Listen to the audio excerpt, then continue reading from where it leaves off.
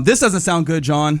Some dispatches from training camp, joint practice between the Texans and the Raiders, and Jaden Higgins, the wide receiver who we've kind of gushed about because he has shown a level of development that you were hoping between years 1 and year 2. He was down after the red zone portion of practice. I've seen it described as he was able to get up under his own power, did not use the cart, headed back into the facility for evaluation.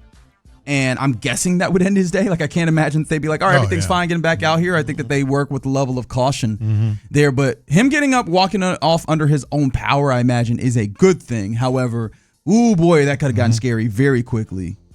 Well, we need to find out, exactly, what they can tell us. Sure. I told you this year in the break when we saw this, as long as it's not lower body, you got to feel a little better about things. So getting up under his own power is a very good sign. Yeah. Sounds like CJ's been sharp out there, but that, again, is working off of kind of general conversations that are happening from camp. We will have at noon our guy, Brandon Scott, to give us a little bit more of his, I guess, first point of view, or what's the right word?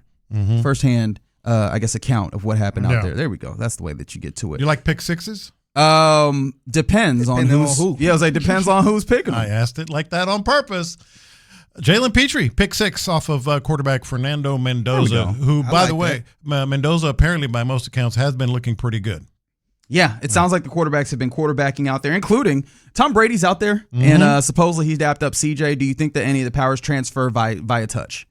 You want to see how the offense is supposed to work? Look over there, the guy with the sunglasses. That's how we want the offense to work. All right, but from talking about one wide receiver to another, Keenan Allen, veteran wide receiver, has signed on 1 year, $8 million contract, if memory serves, largely incentive laden to play with the Colts.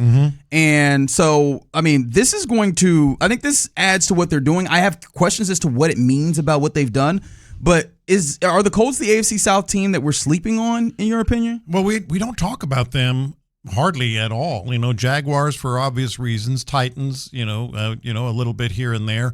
With the Colts, we've just been like, I don't know. To be determined. I don't know if we have confidence in Daniel Jones. I don't know about Sauce Gardner and some of these other things that are going on. I just feel as if they're kind of quietly going under the radar here. Gave Jonathan Taylor the big contract, so they clearly have confidence on that. Alec Pierce, who knows if he had that other injection in his ankle. He hasn't been participating, but they don't seem to be too concerned. They think he's gonna be good to go by the start of the season. Yeah, but it seems like he's gonna miss sometime. It seems like he's gonna miss the remainder of training camp. Sure. That's what I've basically. I saw that report yesterday as well. But if Alec Pierce, if they feel confident he'll be here, he'll start the regular season. Then you have Jonathan Taylor happy and paid. And the other thing I was thinking about, Daniel Jones has kind of been a miracle story. He really has. Like, he's participated in everything at training camp and looked pretty dang good by reports, according to reports anyway. It's just an interesting thing. If you look at their offensive weapons, I think, clearly are the best in the AFC, including the Jaguars. I mean, in the AFC South. Oof, that's interesting. Jonathan Taylor, who's better? Jonathan Taylor, no, he's clearly the best running back in the division. Then Tyler Warren, I imagine, is one of those dudes that you look up. Best tight end in the division. In the division. Then you got the receivers with Alec Pierce, if he's healthy, of course. Don't they have Downs? They do have Josh Downs, but that's an upside play, and it makes me Downs and Alec Pierce come into question for me when Keenan Allen is brought in and now you added Keenan Allen, right? And Keenan Allen, I mean, look, it's not the same Keenan Allen. The name can sometimes fool us, but obviously he can be useful. I do wonder how much Keenan Allen being added, especially at this late stage of what's happening here. I know that they had been having conversations, the Colts and Keenan, for weeks. How much of this does it feel like a recognition of Alec Pierce has not been out here, and we need to have another option, considering that it's taking a while for him to make his way back out here, longer than what was previously expected? No, I think it's part of it, but is there a better, if obviously it's a big if, but if Alec Pierce comes back and you have Downs and Pierce and Keenan Allen and Jonathan Taylor and Tyler Warren, That's a pretty good arsenal right there. Do y'all feel like those set of weapons are better than what the Texans? Oh yes, set of weapons. Yes, all due respect. I'm not certain. Yeah, I'm not certain. Really, truly, I know Alec Pierce as a burner absolutely is solid. Can Keenan Allen serve the same role as Michael Pittman previously did? And I think that it's a possibility with 100% if Josh Downs takes a step forward. I think there's a possibility for them to be a similar type offense as last year. And as you remember, early on, it was good, but I think all of that hinges on the quarterback, Daniel Jones, and that I'm not certain about. I think that there was a level of turning back into a pumpkin that happened last year. There were a lot of injuries. Right? But no, it really also hinges on this side for the Texans on what does Jaden Higgins look like in all reality, right? And how useful is the moving around that they're actually going to do. Actually, let's be honest. Some of this is really how much protection is going to be had by the offensive line to give them the opportunity to do anything remotely interesting down the field outside of just in breakers and sit down routes that are fine for picking up 6 and 7 yards at a time, but not necessarily doesn't really give you the opportunity to have the explosives that make passing offense really viable. What do you think, Figgy? Because I think, and look, I think the Texans defense can stop anybody, so it's not that. All I'm saying is I think they're being a little slept on. They have the best running back in the division. They have the best tight end in the division. Arguably a receiving core that you can put up against anybody in the division, and I think that we might be stretching there, honestly. Those three guys? Yeah, I think we might be stretching there. You think the Texans are better than those three as we sit here today? Not projection, not I think this or I think that, but what they've done. Yes. I mean, Josh Downs hasn't done that much. And Keenan Allen, I think we're doing a lifetime achievement award with Keenan Allen. Keenan Allen isn't the same player. Alec Pierce? Yeah, Alec Pierce is a great deep and threat. Keenan Allen and Downs. But I feel like I feel like Reggie making some really good points. But you could kind of say that with the Texans too, man.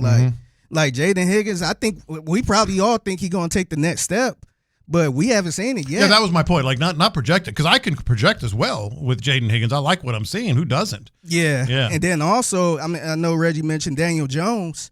I mean, we got a big question with C.J. Stroud too. Yeah. Is he during the regular season? I think so. They've been talking about it all over the place. How many catches do you think Keenan Allen had last season? Well, I just looked it up. 81. Yeah. 81. Yeah.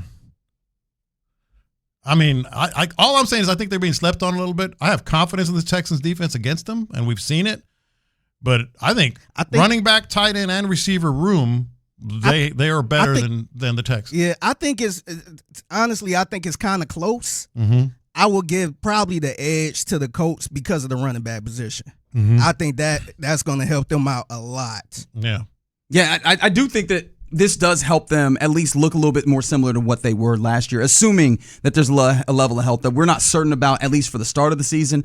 And I don't know, as this continued to the Alec Pierce injury has stretched further and further and now seemingly possibly into the regular season, which makes week 3 a little interesting, right? Not just even if he's there, whether he's there or not, but how effective is he when he returns, I think becomes a question. I don't know. I don't have it in me to be afraid of the Indianapolis Colts. I might have to eat my words when we get to week 3. But I don't have it in me to be afraid of the Indianapolis Colts, because the Colts that we ultimately saw when they settled after people did not have a great idea of what to expect of them early on in the season, and it felt like they were running at a maximum of what they were possibly capable of, was not a scary Colts team. I was going to say, we said the same thing last year. Like, we did not expect the Colts to start off, 7-1? And their offense was probably one of the best offenses in the league. You think you're capturing lightning in a bottle again? Well, I'm not saying capturing lightning in a bottle. What I'm saying is it lightning in a bottle when you look at their production, even though they did, come back down to earth a little bit. Yeah, I ain't gonna say I'm afraid of the Colts or anything like that, but I'm definitely not sleeping on them like I did last year. Right. And I think the one thing that maybe this is ultimately, because I think it's fair, right? This should be still a pretty solid offense, right? I've always liked Shane Steichen's ability to draw up offense. The question that I then have is, how much am I supposed to care about them when I'm looking at this defense and they're getting even better? That's especially my thing. I like this defense against anybody, but the whole premise of this was, I think we're sleeping on the Colts still, because they're not even really mentioned. With the Texans and the Jaguars. Yeah, no, that part I agree, because it's Texans and Jags, and I don't think nobody really talking about the Titans as much. Yeah. But I think that's, to your point, Lopez. I think we are kind of sleeping on them a little bit, but I don't think it means they're gonna win a division or anything. Right. Interestingly enough, like with the AFC South, we just talked about the Colts. I am very intrigued to see what the Jaguars look like in their next preseason game, especially because have you noticed that Patrick McCarry has been injured for them? One of their really important guards, offensive linemen. They've had a few injuries on the offensive line, and I don't know exactly how they come together. I don't know if McCarry's going to miss a lot of regular season time, if at all. But that's an offense that I know is the same as last year, but maybe they don't have as much of an opportunity to take a step forward because their offensive line, like, it's been shambled over the last week or so, trying to get guys in. And obviously, I don't think that that's a good thing in camp to give yourself a foundation to get better. You know, so some of the offensive upside that we were looking at in Jacksonville might not be there to the same degree because they've been fighting just to get their offensive line together early on.